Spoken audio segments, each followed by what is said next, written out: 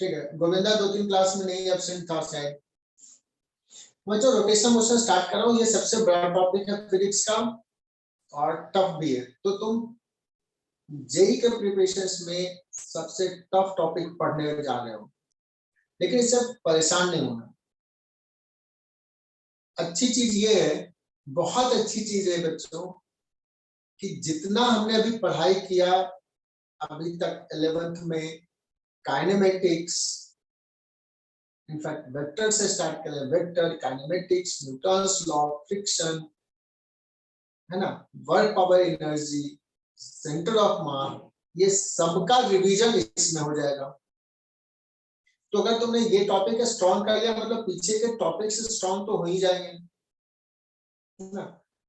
और बहुत ज्यादा नहीं चाहिए, बेसिक्स कंसेप्ट पीछे का अगर क्लियर है तो ये समझ में आएगा और पीछे का रिवीजन होते जाएगा बच्चों। तो इस पर थोड़ा सा फोकस कर लेंगे और इसका अपना कंसेप्ट पढ़ाएंगे। तो ये ओवरऑल बहुत बड़ा टॉपिक है, और अगर देखा जाए चाहे वो जेई मेन हो या जेई एडवांस में हो, नंबर ऑफ क्वेश्चन जो होता है वो इसी से ज्यादा आता है, बिकॉज इसी में आईआईटी दूसरे टॉपिक को भी चेक कर लेता है।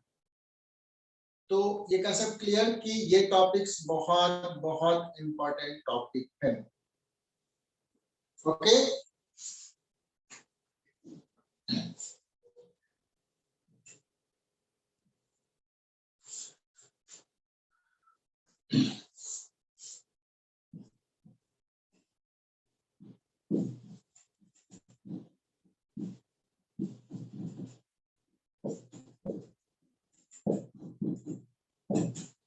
बच्चों एक मोशन होता है जिसको बोलते हैं प्योर ट्रांसलेशनल मोशन, और एक मोशन इसको बोलेंगे बच्चों प्योर रोटेशनल मोशन। हम लोग अभी डिफाइन करेंगे।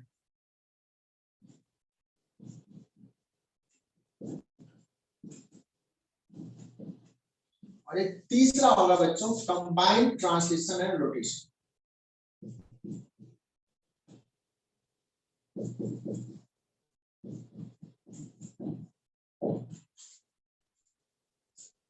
Combined translation plus rotation.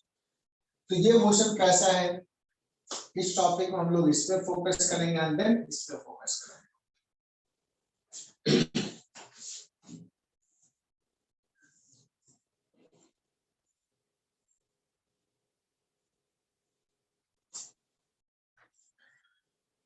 सुदम ध्यान से समझना, एक रॉड है, ये ऐसे जा रहा है, ऐसे मोशन हो रहा है। बताओ इसमें इसका वेलोसिटी, इसका वेलोसिटी, इसका वेलोसिटी, सबका वेलोसिटी सेम है। That means each particle of the rod will have same velocity. यही डेफिनेशन हो जाएगा बच्चों pure translational motion. Is it clear? Yes sir. बच्चों ये ऐसे जा रहा है, प्योर ट्रांसलेशनल मोशन कर रहा है ना। मार्कर लेता है, ऐसे जा रहा है प्योर ट्रांसलेशन। लेकिन सोचो ये ऐसे कर रहा है, ये हो गया प्योर रोटेशनल मोशन। जैसे फैन अपने एक्सिस के बाद प्योर रोटेशन कर रहा है, ठीक है। और अगर हम बात करें कंबाइंड ट्रांसलेशन रोटेशन, तो तुम अगर बाइक चलाते हो तो बाइक का जो व्हील है वो कैसा मोशन कर रहा है? रोटेशन प्लस, और आगे भी जा रहा है बाइक का व्हील, है ना। साइकिल पे चलते हो तो साइकिल का व्हील। लेकिन बाइक का जो बॉडी है जिसपे तुम बैठे हो, सीट है, उसका मोशन कैसा है? अगर स्ट्रेट लाइन पे जा रहे हैं प्योर ट्रांसलेशन, लेकिन व्हील का कंबाइंड ट्रांसलेशन रोटेशन। फैन का मोशन हमने कहा प्योर रोटेशनल मोशन। तो एक आइडिया दिया, डेफिनेशन बाय जाए तो लिखना शुरू कर दो। प्योर ट्रांसलेशन का हो गया बच्चों each particle will have same velocity.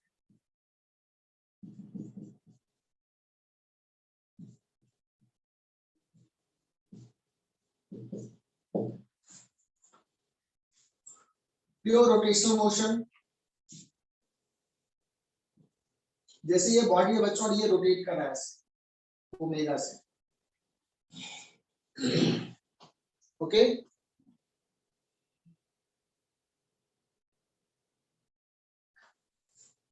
सो अगर मैं बात करूं, जैसे ये बॉडी है, ये एक कंप्लीट रोटेशन किया है। ये पॉइंट यहां से चला, घूम के ही आ गया। कितना एंगल रोटेट किया है? 2 पाई रेडियन, 360। अगर मैं कहूं कि ये कितना रोटेट किया था, ये भी घूम के आया था, ये भी 2 पाई, ये भी 2 पाई, ये भी 2 पाई। सारे पार्टिकल सेम एंगल से रोटेट किया। Is it clear?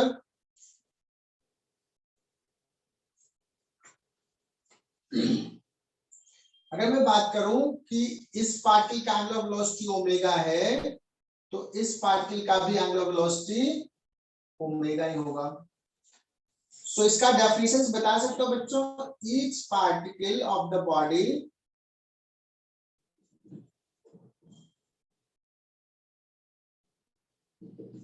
will have same omega at any instant। इसका मतलब ये मत समझ जाना कि उसका ओमेगा कांस्टेंट है। किसी मोमेंट पे जितना ओमेगा इसका है उतना ही इसका है, उतना ही इसका है। अगले मोमेंट पे अलग हो जाएगा, चेंज हो सकता है। प्योर ट्रांजिशन में इस मोमेंट पे इसका भी है, तो उस मोमेंट पे ही इसका भी v, इसका भी v। अगले मोमेंट पे वो अलग हो सकता है। Is it clear? So pure rotational motion में बच्चों सबका ओमेगा सेम होगा। So each particle will move.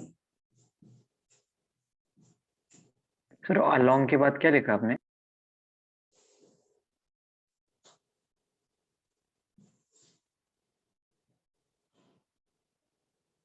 फिर से पूछो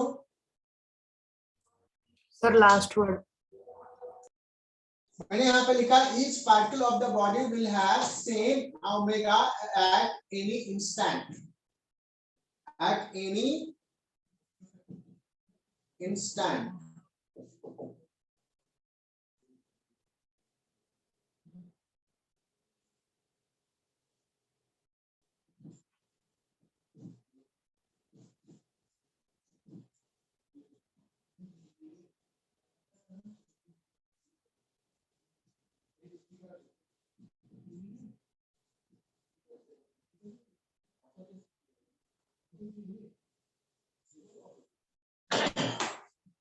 So center will lie on the axis.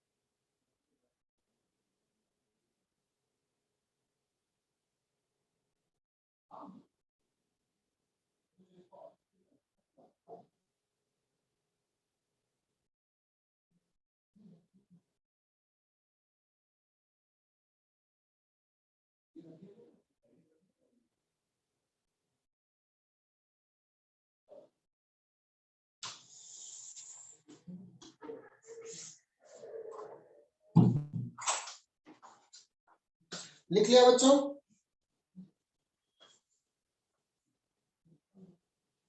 Yes sir. Yes sir.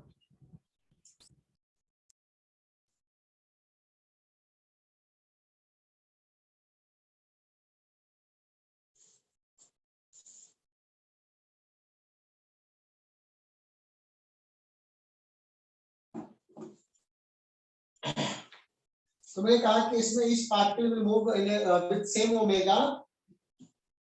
But सबका सब सर्कुलर पाथ मूव करेगा और सर्किल का सेंटर कहाँ लाई करेगा, इस एक्सिस पे लाई करेगा। एक्सिस कौन सा, जिसके बाद वो रोटेट कर रहा है। तो अगर कोई बॉडी प्योर रोटेशन होगा बच्चों तो उसका एक एक्सिस ऑफ रोटेशन होगा। एक्सिस ऑफ रोटेशन देखो यहाँ पे मेरा फिंगर जो एक्सिस ऑफ रोटेशन है, is it clear? Axis of rotation बच्चों वर्टिकल है या हॉरिजॉन्टल? हॉरिजॉन्टल ना sir? Axis of rotation Vertical, vertical या हॉरिजॉन्टल, सोच के बताओ। vertical. Vertical. वर्टिकल। वर्टिकल ये एक्सिस यार, इसके अबाउट रोटेट कर रहा है ना। एक्सिस ऑफ रोटेशन समझना बहुत इंपॉर्टेंट है। अभी और भी बताऊंगा। जैसे मैं अगर कहूं बच्चों, अभी देखो एक्सिस ऑफ रोटेशन कैसा है, Vertical. Vertical. Vertically, yes, sir. अभी देखना बच्चों, एक्सिस ऑफ रोटेशन कौन सा है? Horizontal. हॉरिजॉन्टल। अच्छा, ये जो एक्सिस है बच्चों वो किसके पैरेलल है, छोटे वाले साइड लेंथ के या बड़े वाले साइड लेंथ के, किसके पैरेलल है एक्सिस? छोटे वाले छोटे वाले। जो है छोटे वो। वाले। यस यस, एकदम सही जा रहे हो। अभी बताना एक्सिस किसके बड़े वाले पैरेलल है? बड़े वाले। अच्छा बताना अभी कैसा एक्सिस बच्चों, कैसा है, डायगोनल है या एज लेंथ के लॉन्ग है? Edge. अभी एक्सिस Diagonal. डायगोनल के लॉन्ग है या एज के लॉन्ग है? डायगोनली मूव कर रहा है ना। Diagonal.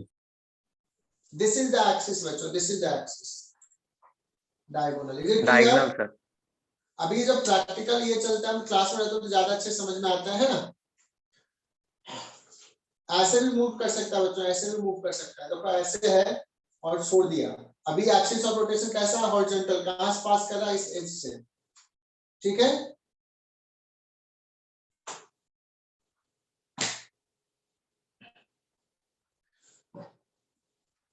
अगर मैं बात करूं बच्चों कि ऐसे रोटेशन हो रहा है, बताओ एक्सिस कहां से पास कर रहा है? कॉर्नर से। कॉर्नर से। और एक्सिस कैसा है, प्लेन में है, बॉडी के प्लेन में या बॉडी के प्लेन के परपेंडिकुलर है? Perpendicular. Perpendicular to the plane. Perpendicular. और ये अभी बताया ये कैसा है, Diagonally. डायगोनल। बॉडी के प्लेन में एक्सिस है ना। गुड। तो axis of rotations I think थोड़ा थोड़ा समझ में आ गया हूं। यहाँ पे एक्सिस ऑफ रोटेशन ये था, ऐसे रोटेट कर रहा है ऐसे।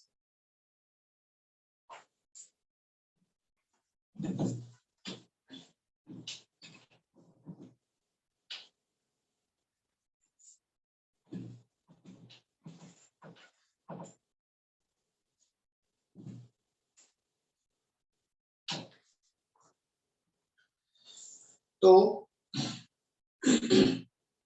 ये चैप्टर मैंने पहले बताया कि बड़ा इंपॉर्टेंट टॉपिक्स है, चैप्टर है।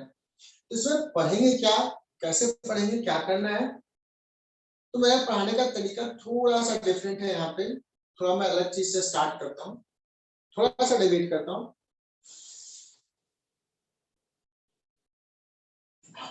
उसके बाद आगे पढ़ाऊंगा पढ़ना क्या क्या है, ठीक है ना बच्चों। एक हमारा ऑब्जेक्ट है और ये रोटेट कर रहा है ओमेगा से।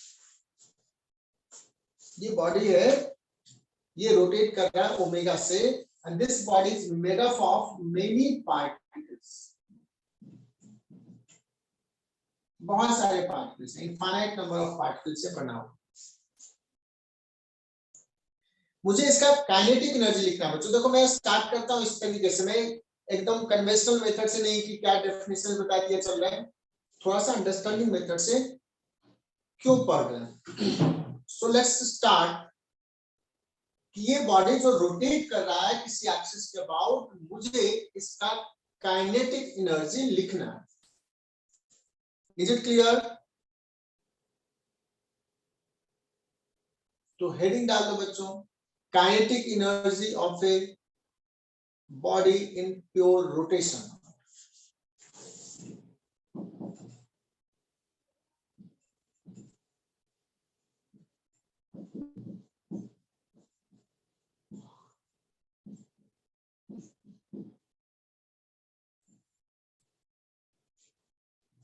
Kinetic energy of a body in pure rotation.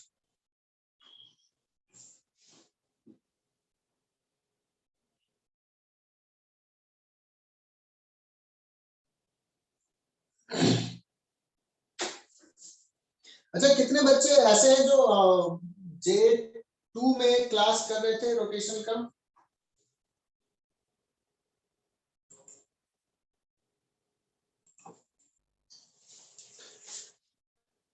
तो बच्चों रेडी, इसका काइनेटिक एनर्जी लिखना है।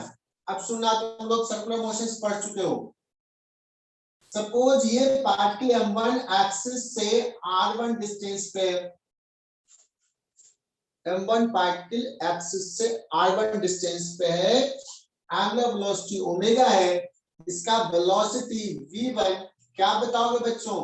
ओमेगा R1 या ओमेगा बाई R1?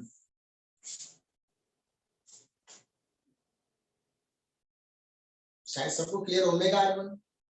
तो अगर बॉडी प्योर रोटेशन में है, प्योर रोटेशन में, तो क्या each particle will have same linear speed या different, may be different speed?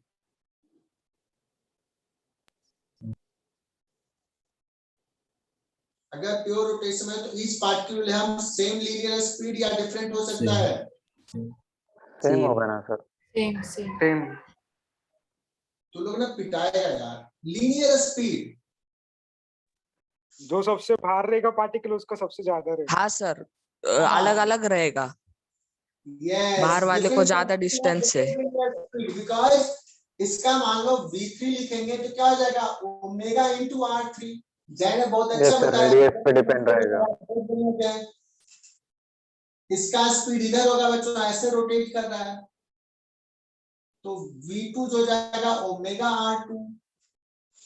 Linear speed कितना होगा बच्चों? ये डिपेंड करेगा, जय ने बहुत अच्छे से बताया, जो सबसे ज्यादा दूर है उसका ज्यादा स्पीड होगा, है ना? सो हमें काइनेटिक एनर्जी लिखना है बच्चों, तो हर पार्टिकल के काइनेटिक एनर्जी को लिखेंगे और उसको ऐड कर देंगे।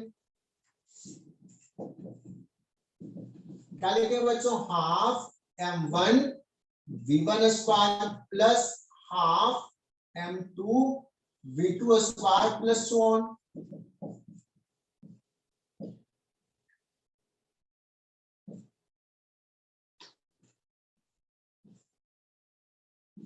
शानिका, क्या ये समझ में आ रहा है? Yes sir.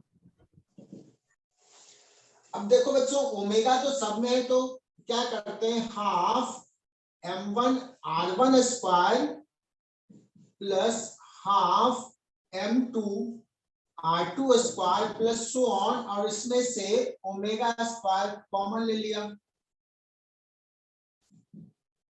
So kinetic energy of the bodies, देखो ये R1 R2 बहुत सारे हैं, तो शॉर्ट में लिखते हैं समेशन ऑफ हाफ, हाफ भी कॉमन है, mi ri का स्क्वायर और ओमेगा स्क्वायर भी कॉमन है। i कहां से कहां वैरी कर रहा है? 1 से लेकर के जितने भी n पार्टिकल, सारे पार्टिकल ऐसे लिखने आते हैं ना, हम लोगों ने इंटीग्रेशन में पढ़ा। बोलो यहां तक समझ में आया कि नहीं?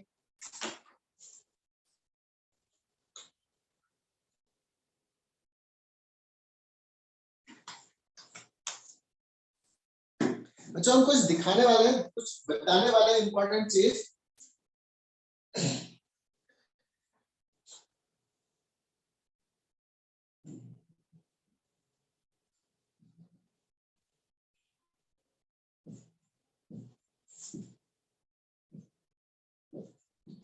याद है जब हम लोगों ने पढ़ा था सर्कुलर मोशन, तो कुछ रिलेशंस लिखा था बच्चों। जो रोल ट्रांसलेशन में पोजीशन का होता था, वही रोल सर्कुलर मोशंस में, रोटेशन में भी सर्कुलर पाथ पे मूव कर रहे हैं। रोटेशनल मोशन में क्या हो जाएगा बच्चों? वही रोल एंगुलर पोजीशंस का, सर्कुलर मोशंस में बताया था। जो रोल यहाँ पे translation velocity,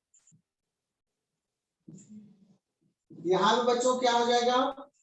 angular velocity. D theta पर dt। ऑलरेडी ये सब रिलेशन पढ़ा चुके हैं, और भी कुछ चीजें पढ़ाया है। Yes sir. Sir angular acceleration भी। Yes sir, acceleration.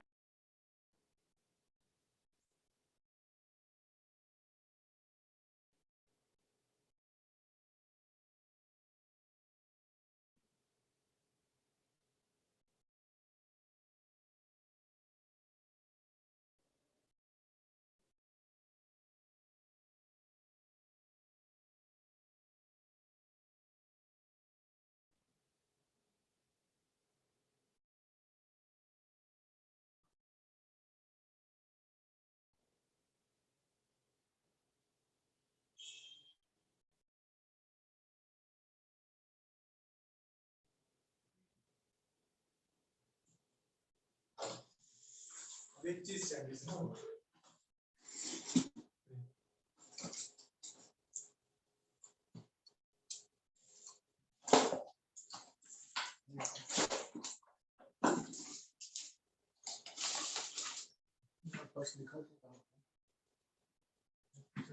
गाड़ी में क्या?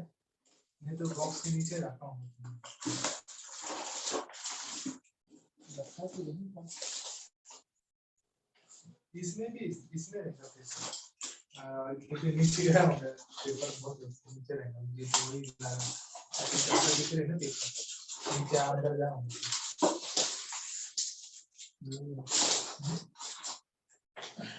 एक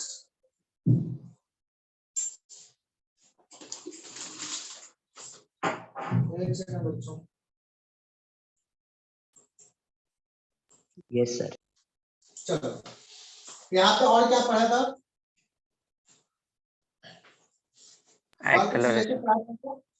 acceleration dv by dt। dv by dt। तो यहाँ पे क्या रहता है बच्चों? Angular acceleration D omega by dt। Good. अब हम लोग आज और भी बहुत सारी चीजें पढ़ेंगे। एक काम करते हैं बच्चों, हमें काइनेटिक एनर्जी लिखना है। क्या लिखते थे यहाँ पे? Half m v square. Clear? Yes half sir. m v। तो रोटेशन में अगर कोई बॉडी फ्लो रोटेशंस कर रहा है तो क्या लिखेंगे? हाफ और something into omega square, because v की जगह पे ओमेगा होगा। होगा कि नहीं? तो m के जगह पे क्या होगा बच्चों? m के जगह पे क्या होगा? देखो तो यही चीज आया है ना। सिमिलरिटी दिख रहा है बच्चों? हाफ का हाफ, v की जगह पे ओमेगा, और ये कुछ है। Yes sir. इसी चीज को बच्चों बोलते हैं, टर्म बोलते हैं। ये जो चीज है वो किस चीज पे डिपेंड कर रहा है? ये जो टर्म है बच्चों वो मास ऑफ द पार्टिकल और उसका एक्सिस से कितना डिस्टेंस है, किस पे डिपेंड कर रहा है? Mass as well as axis. Distance from axis. Distance from the axis, दो फैक्टर पे डिपेंड कर रहा है ये क्वांटिटी। मास को हम इनर्शिया बोलते हैं, न्यूटन्स लॉ में पढ़ा है। और डिस्टेंस को मोमेंट भी बोलते हैं बच्चों। डिस्टेंस को बोलते हैं मोमेंट से भी रिलेट करते हैं। ओके, इसलिए इस टर्म को बोलते हैं, बहुत इंपॉर्टेंट टर्म पढ़ने जा रहे हो, मोमेंट। किसका? Moment of inertia. Inertia is related to mass. कोई ऐसे करके नहीं बताता है, इतना डायरेक्टली फॉर्मूला बताता है। इनर्शिया हो गया बच्चों मास से रिलेशन, और आर जो है वो डिस्टेंस है, उसी को मोमेंट बोलते हैं। और ऐसे बहुत सारे टर्म्स आएंगे, तुम्हें समझ में आएगा कि सर ने शुरुआत में ये बताया था। आगे हम लोग पढ़ेंगे टॉर्क, एंगुलर मोमेंटम, है ना? क्या होता है वो बताऊंगा। मोमेंट ऑफ फोर्स को टॉर्क बोलते हैं। मोमेंट ऑफ लीनियर मोमेंटम को एंगुलर मोमेंटम बोलते हैं। वो शायद पढ़ेंगे। तो बच्चों इस टर्म को क्या नाम दे दिया? Moment of inertia, denoted by I. तो यहां बच्चों हो जाएगा आई। सो जो मोमेंट ऑफ इनर्शिया टर्म है किस किस चीज पर डिपेंड करेगा बच्चों? मास कितना है और एक्सिस से डिस्टेंस कितना है, दोनों पे। और वो ऐसे डिफाइंड है। Is it clear? और एनर्जी, काइनेटिक एनर्जी अब रोटेशन में कैसे लिखेंगे? ऐसे। सो नाउ आई को बोलेंगे बच्चों रोटेशनल एनालॉग ऑफ मास, जैसे ओमेगा को बोल रहे हैं rotational analogue of velocity, linear velocity, वैसे ही मोमेंट ऑफ इनर्शिया बोलेंगे रोटेशनल एनालॉग ऑफ मास। क्या कुछ समझ में आया? सर क्या बोलेंगे आई को? Moment of inertia, moment of inertia, rotational analogue of mass. कहने का मतलब जो रोल मास का है ट्रांसलेशनल मोशन में, वही रोल रोटेशनल में मोमेंट ऑफ इनर्शिया का होगा। क्लास में बोले क्या कुछ लोग क्लास में है क्या तुम गए थे ऊपर क्लास में? क्लास में तो क्लास में इसके ऊपर देखो ऊपर भी देखते गणेश को पूछता ऊपर। हाँ फैकल्टी हुए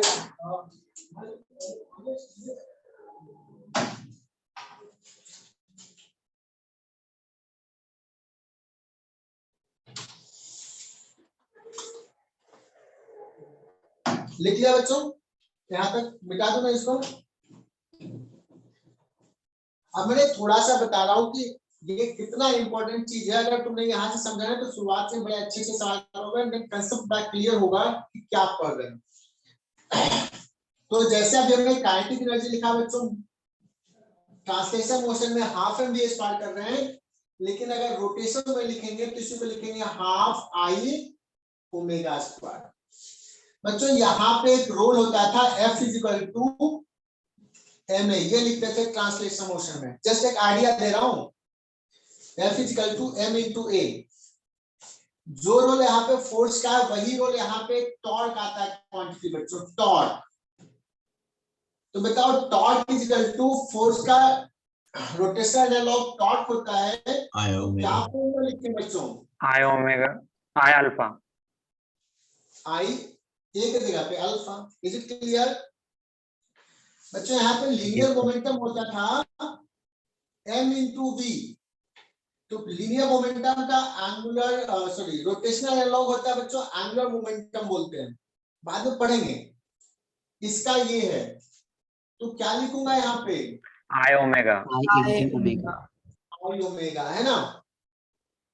और भी चीजें आगे पढ़ेंगे, क्योंकि अभी तो तुम लोग कुछ टर्म नहीं जान रहे हो, बट सिर्फ ये बताना चाह रहे हैं कि ये जो आई है ये बहुत ही इंपॉर्टेंट चीज है।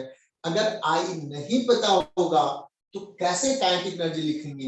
How we can write torque is equal to I alpha का इक्वेशन आई नहीं पता है तो how we will write angular momentum में लिखना है तो कैसे लिखेंगे? So we need to know what is I. Is it clear? Yes sir. Yes sir. तो पहले तो हम तुम्हारे मन में ये डाल रहे हैं कि आई बहुत इंपॉर्टेंट है और कैसे निकालना है। तो हमारा मिनिमम 2 लेक्चर्स जो है बच्चों अभी से, वो सिर्फ मोमेंट ऑफ इनर्शिया निकालने पे जाएगा। You have to remember moment of inertia, है ना। ठीक लेके आओ ना, ठीक है।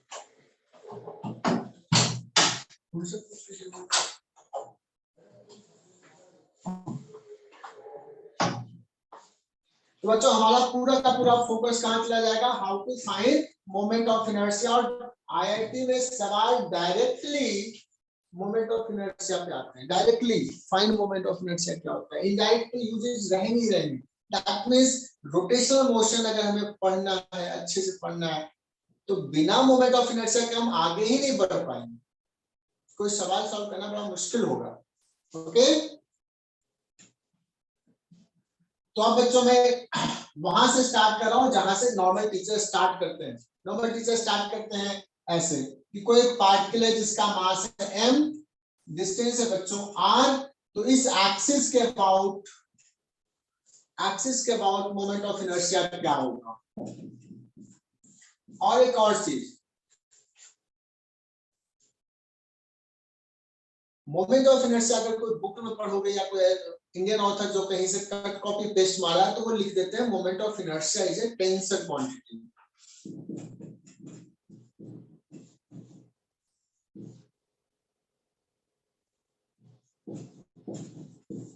Yes it is true, moment of inertia is a tensor quantity. तो कहोगे सर ये टेंसर होता क्या है, अब तो पढ़ाया ही नहीं आपने। यस पढ़ने की जरूरत नहीं बच्चों, सिलेबस में नहीं है। टेंसर वैसा क्वांटिटी होता है जिसका कुछ प्रॉपर्टी वेक्टर से मिलता है, कुछ प्रॉपर्टी स्केलर से मिलता है। तो अब थोड़ी सी बात करते हैं बच्चों, हमें रोटेशन जो पढ़ना है वो पढ़ना है रोटेशन अबाउट एन एक्सिस। क्या पढ़ना है? रोटेशन अबाउट एन एक्सिस, किसी भी बॉडी का। उस केस में मोमेंट ऑफ इनर्शिया जो डिफाइन करेंगे अबाउट एन एक्सिस। तो moment of inertia about A point अगर कहा जाए तो ये होता है tensor, but moment of inertia about an axis जो होता है बच्चों उसको स्केलर कहोगे, और सिलेबस में यही है पढ़ना। ओके, दैट मीन्स अगर मैं अब कहूं कि ये पार्ट भूल जाओ, भूल जाओ, कोई जरूरत नहीं है, मैंने बता दिया, गलत नहीं है, मतलब ये पार्ट हमें पढ़ने की जरूरत। मैं सिर्फ ये बता दिया, कोई बच्चा बोलेगा सर ने तो पढ़ाया नहीं, बुक में लिखा हुआ tensor. Is it clear yes बच्चों? क्लियर क्या हमने क्या कहा? सर HCV में क्या लिखा है? Moment of inertia about a point, about a point tensor quantity है, moment of inertia about an axis scalar quantity। मिटा दूं?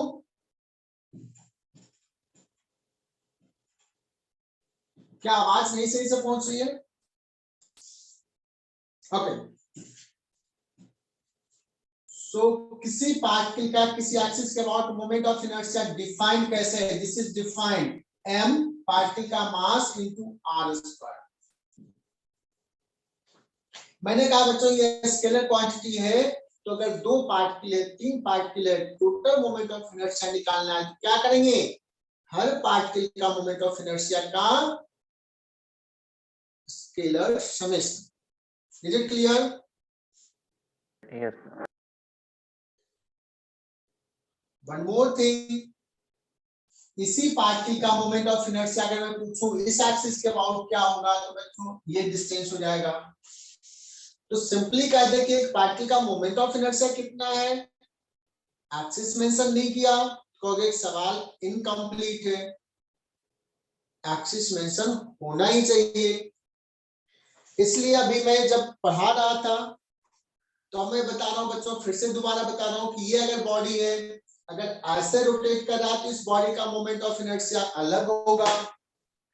If it is rotating about this तो axis is this, if it is rotating about this there will be different moment of inertia because axis is different. If it is rotating about this, it's this body will have different moment of inertia about this axis. ऐसे rotate कर रहा बच्चों तो अलग होगा। क्या कुछ बात आई समझ में? तो अगर कोई कहे कि प्लेट स्क्वायर प्लेट, ये रेक्टेंगुलर प्लेट का मोमेंट ऑफ इनर्शिया क्या है, अगर कोई पूछ दिया तुमसे, कोई बच्चा पूछ दिया जो रेजोनेंस नहीं पढ़ा, बताओ स्क्वायर प्लेट का मोमेंट ऑफ इनर्शिया क्या है, कहोगे तुम्हारा सवाल इनकम्प्लीट है, किस एक्सिस के अबाउट पूछ रहे हो, है ना? तुम्हारा क्वेश्चन सो तो कहेगा यार सेंटर से पास करा प्लेन के perpendicular, then you will say. कोई कहेगा नहीं इसके अबाउट अलग होगा, इसके अबाउट अलग होगा। अब जो सीटी का तैयारी करता है वो एक ही चीज पढ़ता है, एक ही एक्सिस, उसको पता भी होता मोमेंट ऑफ इनर्शिया, टीचर रटवा देते हैं, दूसरे जगह पढ़ते हैं बट रटवा दिए। आईआईटी को तैयारी करो, जेई का क्रिस्टल क्लियर कांसेप्ट होना चाहिए, किसके अबाउट मोमेंट ऑफ इनर्शिया, कब कौन सा एक्सिस लेना है, वो समझदारी जरूरी है। दैट्स व्हाई मैं टाइम दे रहा हूं। Is it clear? थोड़ा सा समझ में आया बच्चों कि मोमेंट ऑफ इनर्शिया अगर कोई पूछा है तो हमें ये जरूरी है ये जानना कि कौन से एक्सिस के अबाउट पूछा जा रहा है। बोलो क्लियर? Yes sir. तो जो भी एक्सिस है मोमेंट ऑफ इनर्शिया कैसे डिफाइन है बच्चों? इस एक्सिस से इस पार्टिकल का डिस्टेंस, ये डिस्टेंस लेंगे, परपेंडिकुलर डिस्टेंस लेंगे। कोई कहेगा कि ये डिस्टेंस ले सकते हैं क्या? नहीं, एक्सिस से ये डिस्टेंस नहीं होता, ये होगा। Is it clear? Yes sir. चलो लिख लो मोमेंट ऑफ इनर्शिया का डेफिनेशन लिया, और यहां से क्लास स्टार्ट होगा, यहां से मेन चीजें स्टार्ट होंगी और बहुत इंपॉर्टेंट लेक्चर्स होंगे बच्चों। ये एकदम ध्यान से सोचो कि इस चैप्टर को स्ट्रॉन्ग कर लेते हैं। मैं चाह रहा था कि इसको ऑफलाइन में पढ़ाऊं, बट क्या करें, अब मुश्किल हो रहा है ऑफलाइन करना। तो कब तक हो सकता है? देखते हैं, नेक्स्ट वीक से तुम लोगों का तो कर ही देता हूँ, कर देता हूँ मैं तो आ जाऊंगा, ऑफलाइन आ जाना नेक्स्ट वीक से।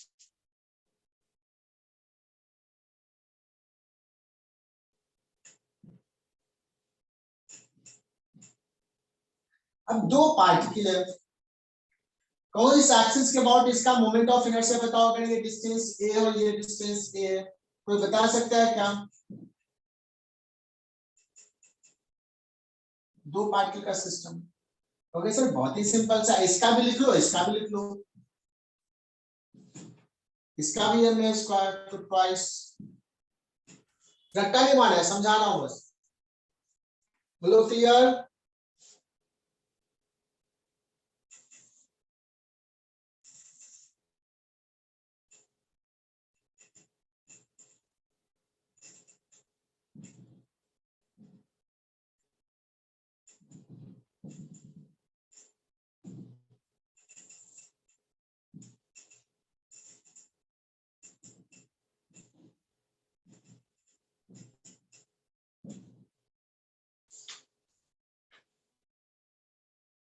लो चाहिए, क्लियर ना?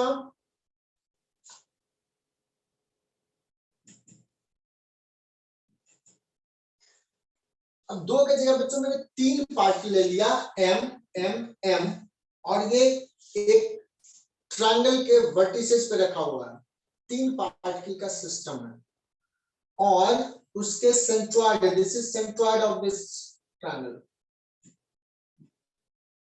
सेंट्रॉइड, सेंट्रॉइड से पास कर रहा है एक्सिस, और उस तीनों को मिला के जो प्लेन बना उससे परपेंडिकुलर है। दैट मींस मैं यहाँ पे ऐसे भी दिखा सकता हूं,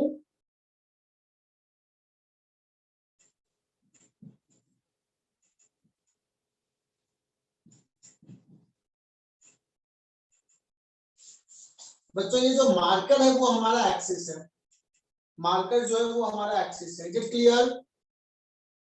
अभी बॉडी तीनों पार्टिकल बोर्ड के प्लेन में, और एक्सिस बोर्ड के प्लेन के परपेंडिकुलर है और ऐसे रोटेट हो रहा है। इस एक्सिस के अबाउट मोमेंट ऑफ इनर्शिया बताना, इस एक्सिस के अबाउट कोई बता सकता है क्या?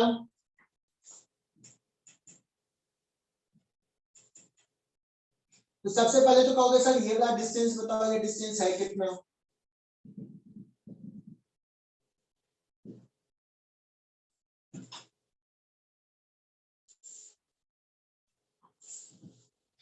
ये और ये एक ही चीज है, सेम चीज है, अलग अलग व्यू से दिखाया। किसी को पता है ये डिस्टेंस कितना होता है?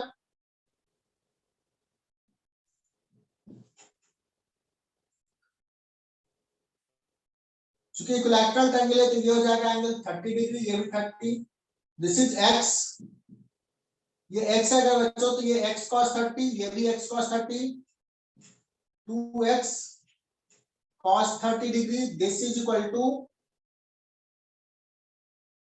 a, x is equal to आ जाएगा a by 2 cos 30 degree, a by cos 30 का वैल्यू पुट कर दोगे, you will get a by root 3।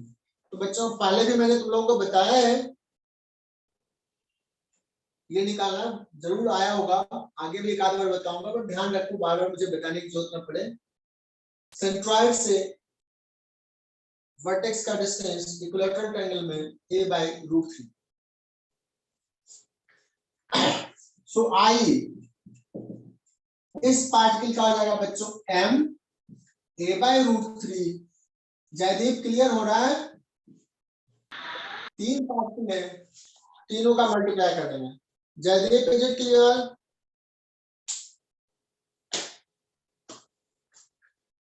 Satyajit, yes sir clear है। पुष्कर, सर एक बार रिपीट करिए ना, मेरा नेटवर्क इशू था।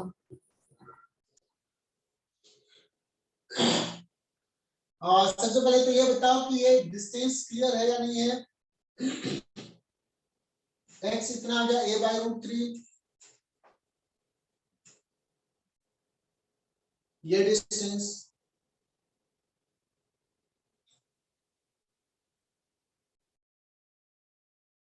शानिका बोलो। सर नहीं समझा सर वो भी। ठीक है, तो बोल तो दो कि नहीं समझा। देखो ये परपेंडिकुलर ड्रॉ कर दिया, देखो ये x है, तो ये कितना हो जाएगा x cos 30। यस कितना देखो?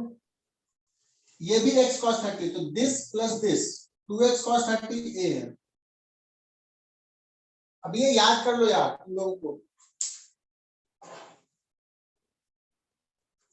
बहुत जरूरत पड़ेगा आगे।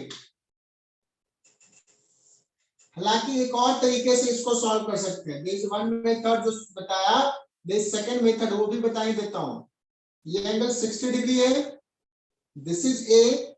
सेंट्रॉइड जो होता है वो इस लाइन को किस रेशियो में कट करता है? 2:1। 2:1 में। गुड, याद है तुम लोगों को। तो पहले तो बताओ कि मान लो ये ए है, ये बी है, ये सी है और ये सपोज एम दे दिया, तो ये और ये सेंट्रॉइड ओ है, तो एम कितना हो जाएगा? दूसरा तरीका है सानी का, एम जो हो जाएगा ए थीटा के सामने वाला साइन, वेक्टर में बहुत याद दिलवाया था, ए साइन ए कॉस।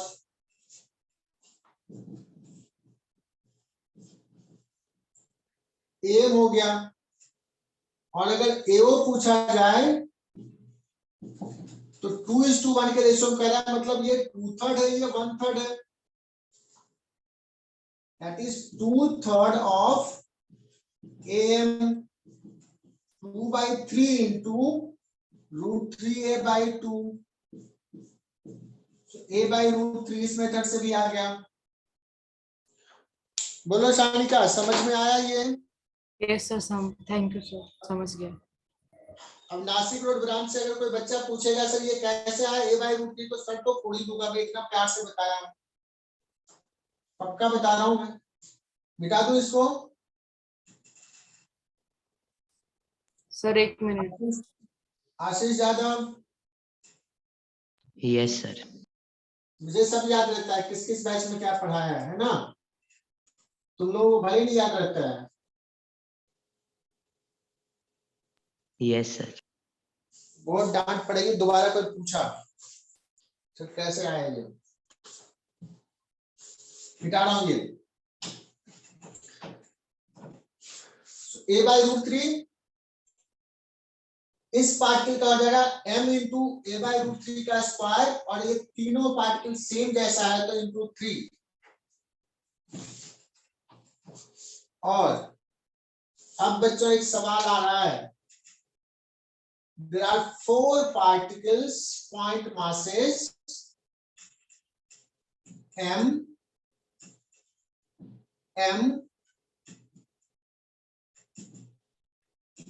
यहां भी m, और बच्चों ये साइड लेंथ a है।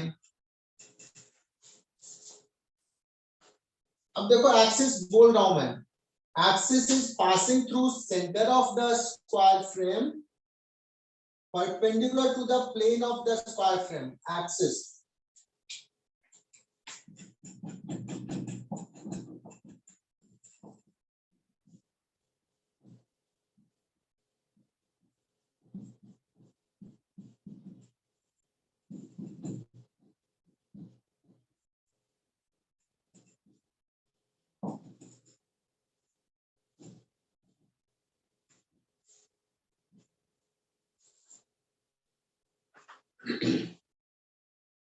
बताओ, कोई बता सकता है what will be the height?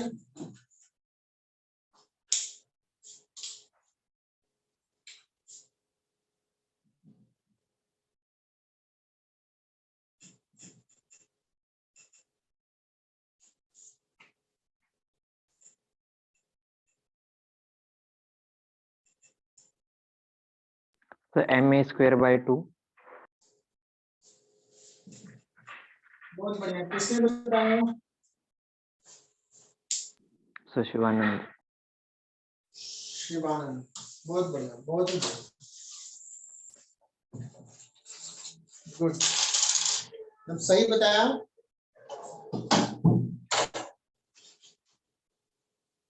सोहम बोले क्लियर क्या? Yes, sir. श्रेय, श्रेय क्या ये समझ में आ Yes, रहा है? sir. परेशान नहीं होना, ये यहाँ से सोचो कि ये चैप्टर अच्छा से स्ट्रॉन्ग करना, पीछे का कुछ चीजें रहेगा तो जहां नहीं समझ में आया पूछ लेना है। और ये स्ट्रॉन्ग तो पूरा मैकेनिक्स स्ट्रॉन्ग, पूरा मैकेनिक्स स्ट्रॉन्ग बच्चों, तो फिजिक्स में कॉन्फिडेंस आ जाएगा, फिजिक्स में आएगा तो सारे चैप्टर समझ आ जाएंगे, दूसरे में भी। ये ना बहुत इंपॉर्टेंट है, हालांकि ये पूरा घुमा देता है रोटेशन मोशन, सबसे टफ टॉपिक जेई के लिए, प्रिपरेशन के लिए। It's not about only physics, chemistry math भी मिला लो तो सबसे टफ टॉपिक यही है। तुम अभी फिजिक्स जेई के प्रिपरेशंस के सबसे टॉप मोस्ट, अभी सबसे टफेस्ट चीज पढ़ने जा रहे हो, स्टार्ट किए।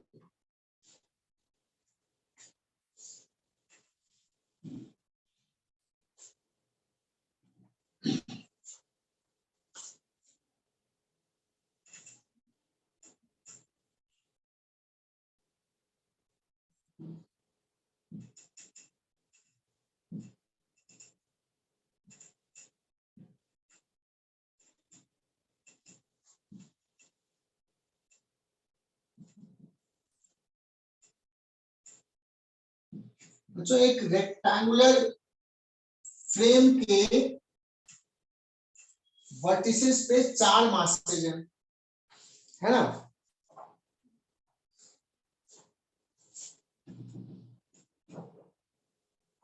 और देखते हैं बच्चों कि इसका मोमेंट ऑफ इनर्शिया निकालना है, मतलब ये हाफ है, ये b/2 है, ओके। इसके अबाउट I1 कितना होगा?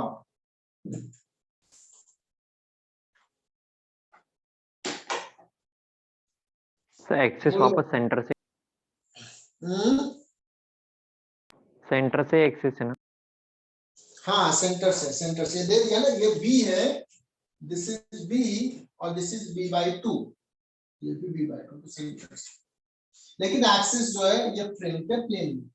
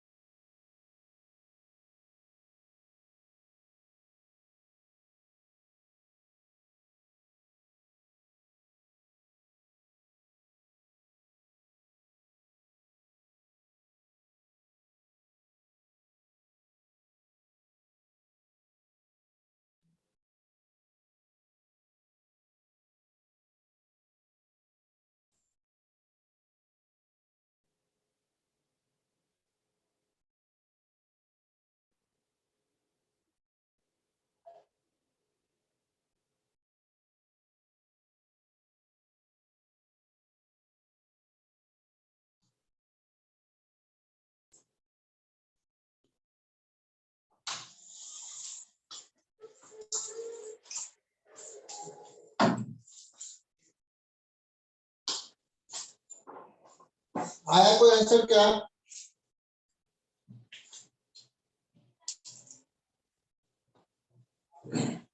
शिवानंद कितना आया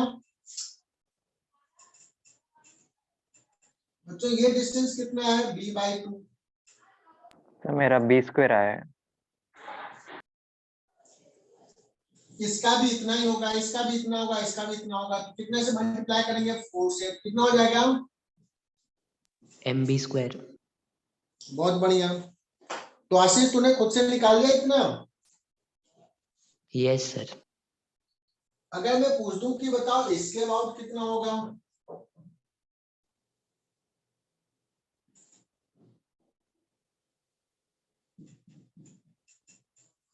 I2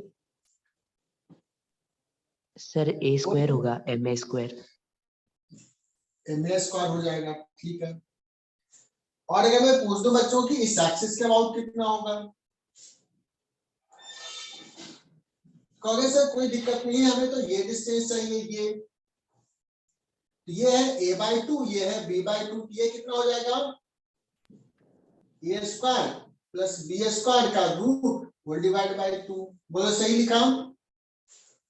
यस यस सर।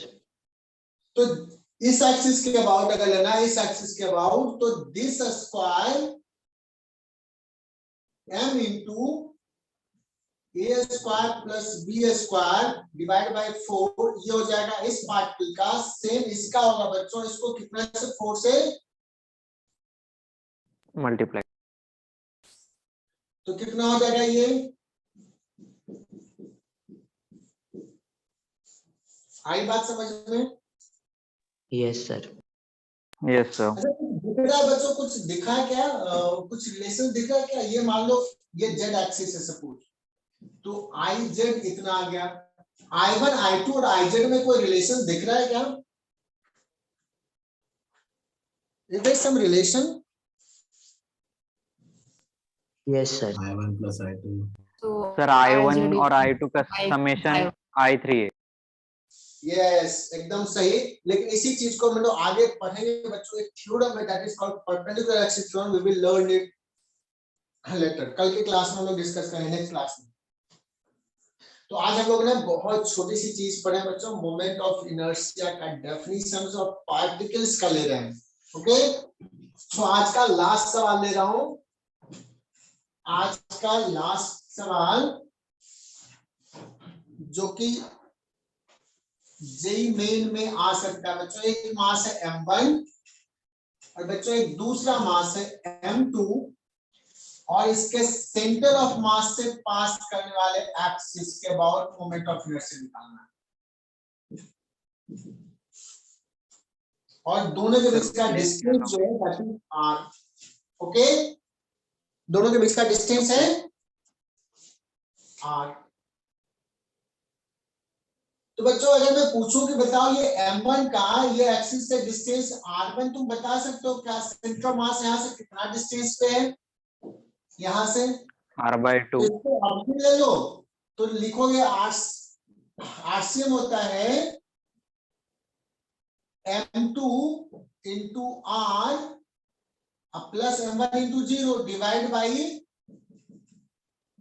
ये हो जाएगा ये डिस्टेंस।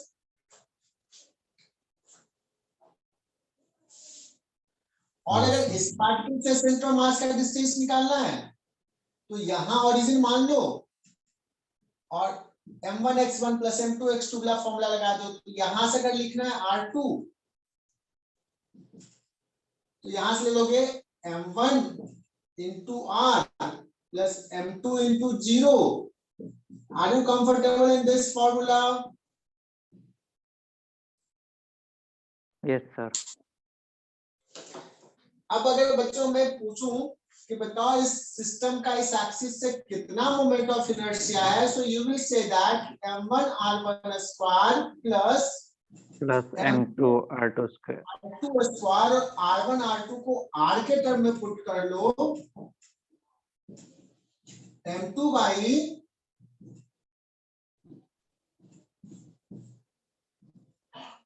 है ना इसका square into r square plus m2 r2 बच्चों यहां से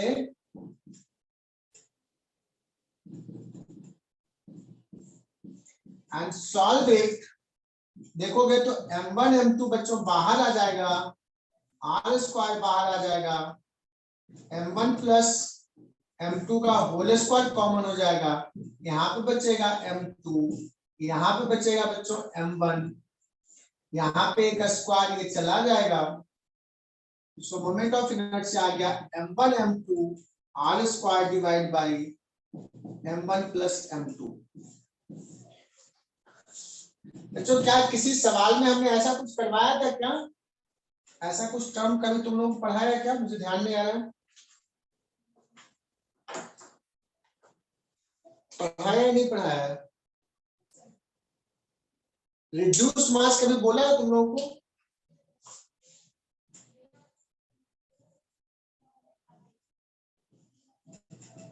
ये डी लिखाऊं?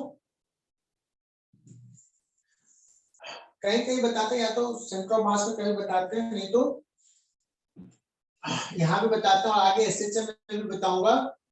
तो मोमेंट ऑफ इनर्शिया यहाँ पे बच्चों क्या आ गया, m1 m2 डिवाइड बाई, ये बहुत बार आगे चल के आएगा, इनटू आर स्क्वायर। इसको बोलते हैं बच्चों रिड्यूस्ड मास, कभी कभी न्यू से डिनोट करते हैं या md से डिनोट करते हैं।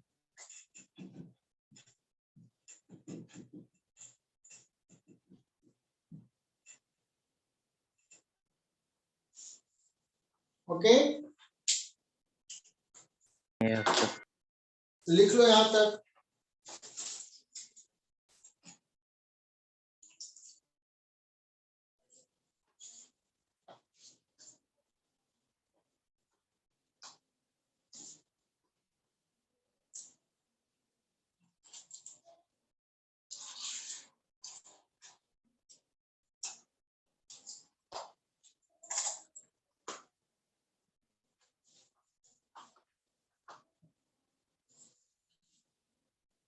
मिटा दो इसको।